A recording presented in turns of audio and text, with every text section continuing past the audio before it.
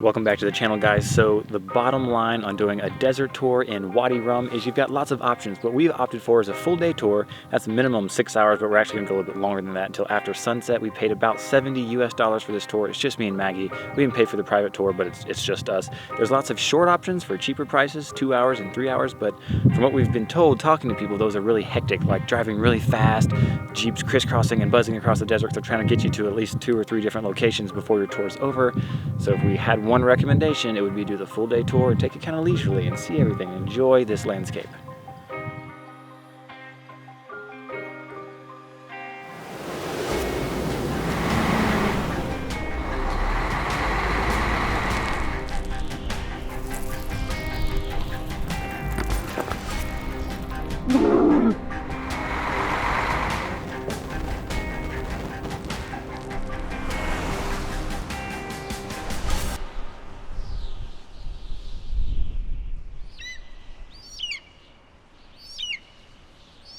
Taking a tour of the planet Mars.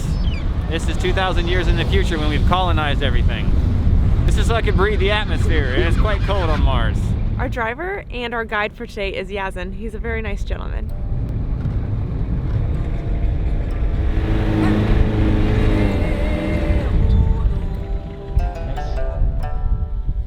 Yeah, all right, ready to adventure. Ready. So we're at Wadi Rum and we're climbing up a dune, and we know it's the right dune because they told us climb up there. Perfect. We have a habit of climbing the wrong sand dunes sometimes, mostly in Africa. Anyway, when you're in the desert, you need to look the part. Grow a beard.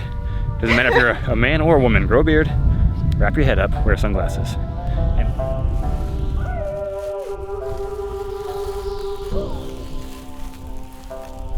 So it seems the gist of the trip today is gonna be we get taken around in this truck to different beautiful viewpoints. We climb up, we take pictures, we see how awesome this Wadi Rum desert area is, and then we have lunch at some point. All the way till sunset. It's gonna be awesome.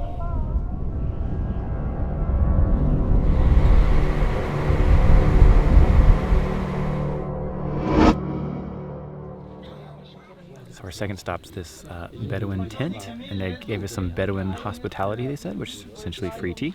You get free tea everywhere in Jordan. You walk into a shop, say hello, they're gonna offer you tea. That's just how they are. They're gonna insist. My tea is delicious, as always, because they make the best tea.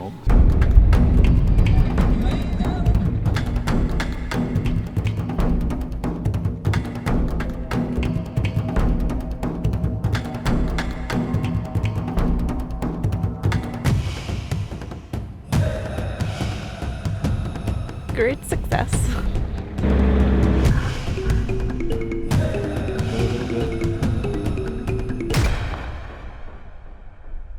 On this stop, we were able to see the remains of the Lawrence house. There's really just kind of some bricks and like the remainder of a wall. And we were told if we would like to scramble up, we can get an amazing view on top of these rocks. So of course we're gonna scramble up.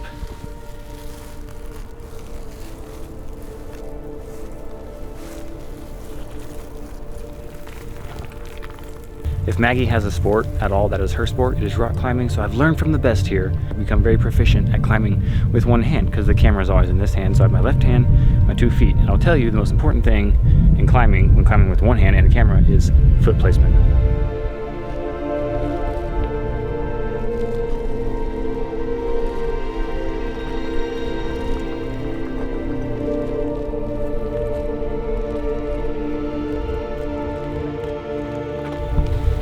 We've stopped for lunch, and there are 3 camels right here, and one is a baby. It's so adorable. I'm really excited.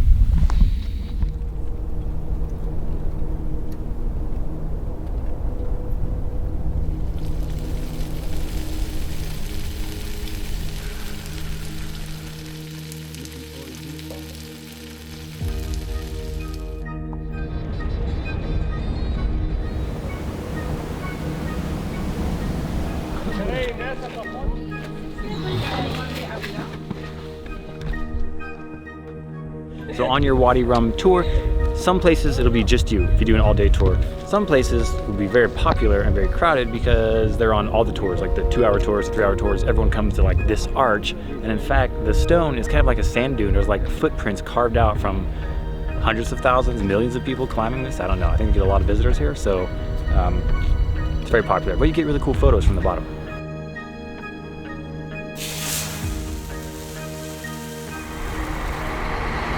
This is mushroom rock. We have inspected it around the perimeter. Does not appear to be a very easy way to get on top.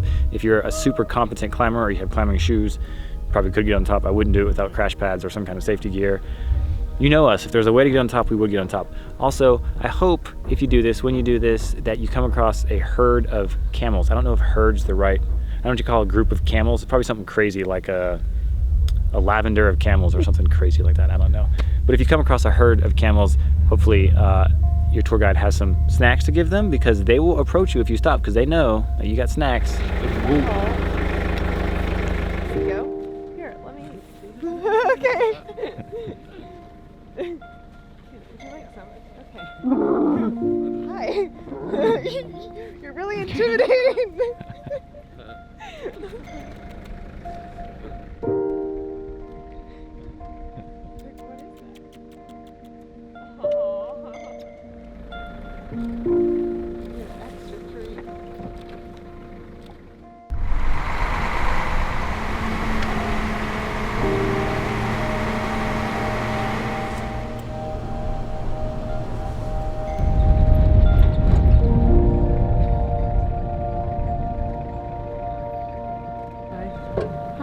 Hi, sweetie.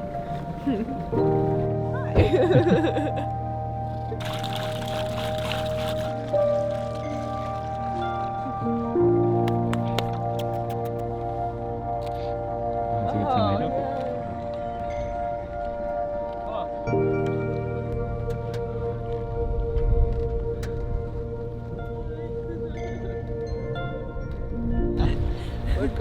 This is a face of Lawrence of Arabia from 1917. So you can see it's a face. I haven't seen Lawrence of Arabia. I don't know if that's blasphemy or not, since I make videos, but I haven't seen it. And we're here, and I haven't seen it. Thanks for watching, guys. I didn't even record any A-roll at the end of this day, at the end of this tour, because we had such a cool moment that I want to tell you about. Our guide took us to the sunset spot, which is pretty much where all the tours go at the end of the day if your tour ends towards sunset, and made tea for us, and then invited all the other guides over for tea. And your phone's ringing. Anyway, so he invites over all the other guides, and we all have tea together, and then he invites all of the other guests that are on the tours with the other guides, and then they join us for tea. And we just thought it was a really cool moment, and they told us they have a phrase in Arabic that essentially means one family, and that's why Jordan's different than a lot of different countries in the Middle East, is because they look at each other as one family, and they're constantly concerned with, how are you doing? What have you been up to? Where have you been? It was just a cool moment. So thanks for watching. Hope you guys liked it.